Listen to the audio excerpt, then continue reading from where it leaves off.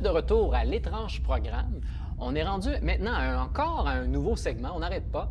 C'est l'étrange Montréal que vous avez connu l'année passée sous forme de chronique, mais cette année, on va le présenter sous forme de reportage. Et on a Alexia Sauton avec nous. Alors Alexia, bonjour. Bonjour. Alors explique-nous un petit peu, c'est quoi le concept de l'étrange Montréal cette année? Écoute, on va se rendre un peu partout dans Montréal pour aller chercher le plus insolite et le plus intéressant de la ville. Et cette semaine, on est allé à la librairie Z pour le lancement d'une BD et l'inauguration de la librairie. C'était l'inauguration de la librairie, une librairie qui est située à Hochelaga et qui a ouvert cet été, qui est spécialisée en BD en fait. Et là, il lançait Red Ketchup, donc le 8e tome de la série créée par Réal Godbout et Pierre Fournier. Donc c'est le 8e tome sur 9 qui présente les aventures de Red Ketchup. Et là, cette fois-ci, il est en enfer, donc c'est assez cocasse. Oh, mais parfait. Ben, on va aller voir ça. Nous sommes au lancement du 8e tome de Red Ketchup, qui s'intitule Red Ketchup en enfer, à la librairie Z, une nouvelle librairie d'Hochelaga spécialisée dans la BD.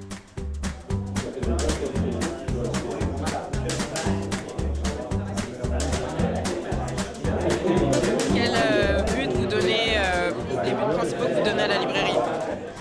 En fait, ce qu'on veut, c'est faire de ce lieu un lieu animé, un lieu donc qui dynamise le milieu.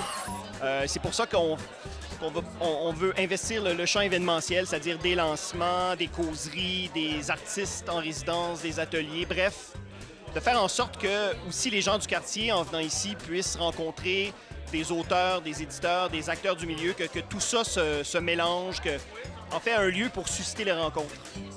Ouais. C'est le cas ce soir avec Red Ketchup et une dédicace. Oui, on peut dire que Red Ketchup sait rallier les gens.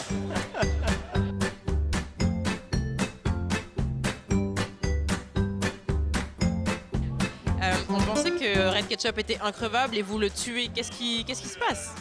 Même quand on le tue, il est capable de revenir. Il est plus fort quand on le tue. Même mort, il est increvable. Est-ce que le fait de camper l'histoire en enfer, ça vous a ouvert de nouvelles possibilités? Oui, disons que ça nous a permis d'explorer un univers peut-être encore plus imaginaire, parce que l'enfer, personne n'a jamais vu. Donc, c'est toutes sortes de références, une vision assez fantaisiste de l'enfer. Puis enfin, ça fait plus de 30 ans, je crois, que vous collaborez ensemble. C'est quoi le secret de la longévité? Oui, ça fait très longtemps. C'est de 71, c'est terrible. On était tout petits. Alors, c'est quoi votre secret? Bon, on aime travailler ensemble. Puis on a appris très vite que quand on travaille ensemble, c'est comme s'il y avait un nouveau personnage qui se créait, un troisième personnage. C'est pas vraiment moi qui écris, c'est pas vraiment réel, mais en combinant les deux, ça donne quelque chose qu'on pourrait pas faire tout seul. Red Ketchup en enfer est disponible en librairie depuis le 23 août.